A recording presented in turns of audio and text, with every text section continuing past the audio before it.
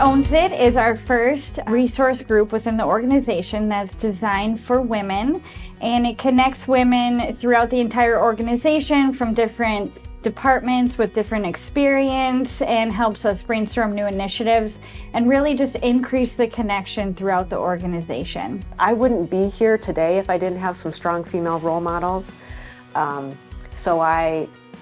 After reconsidering, I'm like, I need to be that person who, like my old boss, fantastic woman, very strong individual.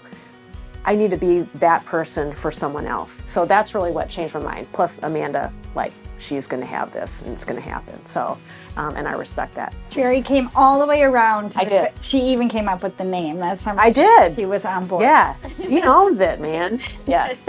Well, I heard about it through the email that Jerry sent out, and I was like, that sounds really cool because I work in IT. IT is a very male-dominated environment. So to have a support group of women that not necessarily know exactly what IT is, but can be there and be like, hey, we're professionals. We understand if you need to come up here and vent. It was an idea that it can help you develop who you are as a person in not only your professional environment, but how to engage and interact and not just promote yourself, but promote the entire group, which I thought was really cool too. I was really excited for it. I am part of the Plymouth Business Women's Group. So in putting that through to Van Horn has made me really excited that I was going to join another women's group. Basically, you're boosting women, you are accepting them for who they are, and you're empowering them to move forward in any of their career choices that they make. I was kind of there in the midst of the start, more when Amanda and Jerry got it going, got it running, but kind of got the email like everybody else. We have this She Owns It committee that we're looking at starting, and kind of just jumped on it. It was an open invite to come to a Zoom group, and it seemed really loose and not too intimidating to come into at all. So in 2022, Jerry and I both stepped into these roles and into the executive team together. It took a few months for us to figure each other out and get to know each other better. But as we continued to see our leadership skills and how they work together and how different and dynamic the blend is when you put us together, I felt like it would be very powerful if we could spread that amongst our organization by teaming up and creating an organization for all of the other women. So I brought that to the table, and a lot of people had a lot of reasons why it wouldn't work, including Jerry. And so I didn't give up. I continued to do research, provide other organizations that were doing it successfully and how it was impacting them. And eventually I got the rest of the executive team to think a little differently, and we were able to launch it in 23. I think my expectations were not sure, because I was like, I've never really been in a work environment that gave that opportunity. I used to work retail, so they don't really have a whole lot of options for people to get involved with things like that.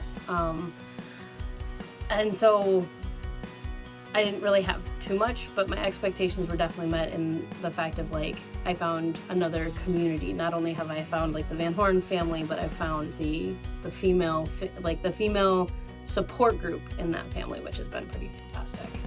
Even though you're in a different building or a different department, joining this group, you are empowered, you are loved, you are cherished through a company that really wants to promote within, that wants to support, no matter if you are a receptionist, if you are a accounts payable, if you're a tech, it's whatever you're doing, Van Horn really wants to make you the best person you can be. Being able to just start off with, this is who we are, this is how we like to talk to each other, and this is where we are in the business. Because a lot of people don't know that we have women that are techs and women that are more than just in the support areas. We're on the floors, we're selling cars, we're in all the different areas. So it was interesting getting all the groups together and learning all the different spots that we already have voices. We already have those connections. We just weren't aware. Well, we launched it in 23. We started with creating what is everybody's personal brand. What does it look like? What is every image that you take? What is what you put on social media do to put who you are out into the world? So we created bios. We all got to know each other on a different level and really talk about our brand deeper than we may have before. We talked about confidence gaps that women have in the professional world, and 23 was really about getting to know each other. Second one, I got a little emotional because like we had to put together a slide to make about ourselves, and I'm not normally one to like share about myself, so it got me really emotional because I've had a lot of personal things happen. I had my boyfriend get into a car accident, and that was really scary. Very unnerving. I'm just in there like, oh my gosh, like I'm just embarrassed myself. Somebody else, please talk, like please. But Amanda, Luxed from upstairs, she came down from WCC and gave me a big old hug, and everybody I talked to for the rest of the day was like, hey, it's okay, you know, it's okay to cry, it's okay to show your emotions and all that. So it felt really good. It was really wonderful to know that like even though I was like having a hard time expressing what I was trying to talk about, that everyone really got and understood what I was talking about, which is really cool because sometimes I feel like I just kind of ramble. For me, it's difficult because I don't always talk about myself. So putting myself open and out there was very interesting and difficult for me personally. Each person's slideshow was so in-depth to who they were. It was amazing and beautiful to watch because they poured their heart and soul into it. And to just get to know each person via Zoom and then their little bios was impressive. Yeah, the bios were a lot of fun because as women, we typically try to be everything to everybody. And we kind of lose ourselves while we're being everything to everybody. And we don't understand what kind of leader we are. We don't understand our voice at the table. So creating those bios allowed for me to see some of our women professionals really start to understand who they are. They got to put down who they are on paper in front of themselves. And then we asked them to, okay, now start thinking of yourself as a whole person. What do you contribute to your family? What do you contribute to the organization? What do you desire for yourself for the future? And along the way, some of that is leadership, right? It's leadership for the organization. It's being a professional for the organization. It's understanding your own strengths, regardless of whether you're male or female. It's owning your own strengths. But being a women's professional group, there are certain challenges that we feel, at least I do, that we need to help individuals learn how to overcome. One of those things is having your leadership voice at the table, along with all the other men. So we scheduled a 2-hour block for roughly 25 to 30 women to go over their bios, and we did not get through them all. Everybody really enjoyed it. I got to know people on a whole new level that I had no idea anything about them to the level of what they shared. And now when I'm out in the auto group at different dealerships, I know people on a different level and I can connect with them. And it really brought everybody together. Definitely make sure to come with an open mind because, you know, you may talk to somebody that has a different perspective from you because like they can see from a third person of like what you think you're going through. They can kind of pull themselves out of that because they're not in it and give you that. So you gotta be able to be open-minded to take that opinion and be like, oh, okay, so yeah, I can get out of my own head. But really be sure to be yourself to the most that you can in a professional sense. Like, don't just be like, yo, what's up, homie? Like, don't do that. But like, come with and be yourself. Be as confident as you can be because it doesn't matter if you're weak or anything like that because none of that matters. What matters is you're being open, you're being honest, and you're communing with your fellow female coworkers, I guess is the best way I can put it because it kind of feels that way. And then also in 23, as an auto group, we promoted our first 2 female leaders into general sales manager roles for the first time. which was very rewarding, and it all happened at the same time that we were rolling out She Owns It. So it all fit together very nicely, and both of those members are very active in our group and will continue to mentor others that have that same aspiration. Yeah, it was exciting because I did speak with one of the women before she actually was awarded the GSM role. And I asked her, what is it about this role? Are you sure that you're ready? And she said, I feel like I have to do this for all the other women in the organization. And I thought that was really cool. It was a lot of weight on her shoulders, but I thought that was really cool of her to see that she is one of the trendsetters within the organization. She's setting that example for all of the other women leaders within the organization. So loved to hear that mindset, and it's great that she has that opportunity to kind of spread that mindset among everybody within our group.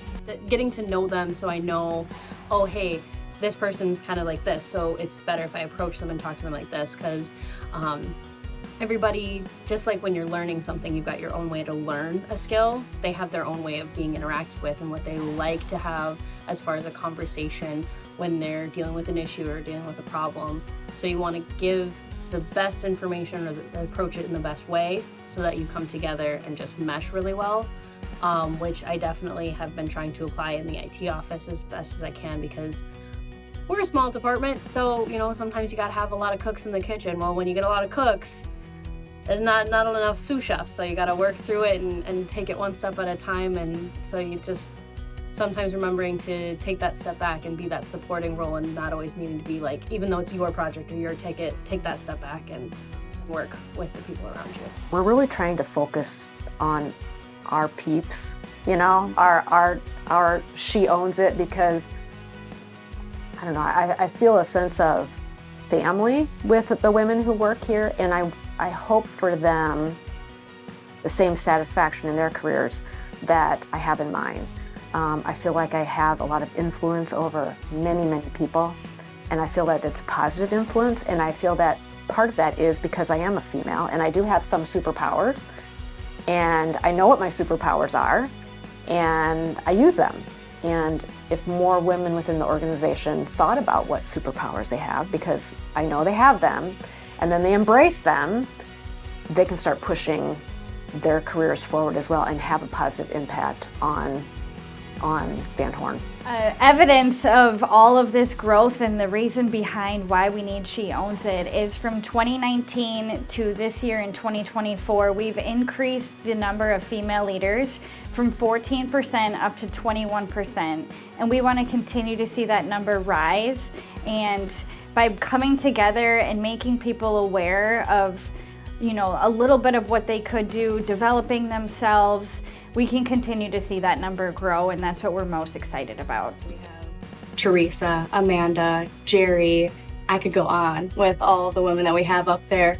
But even the guys the men that are up in those higher positions, you can tell that they're really welcoming to all of those women. They seem to work together and drive together really well. So just seeing that, it wasn't just even the Van Horn family, I would say, the blood family. You could tell that they pulled everyone in with that family.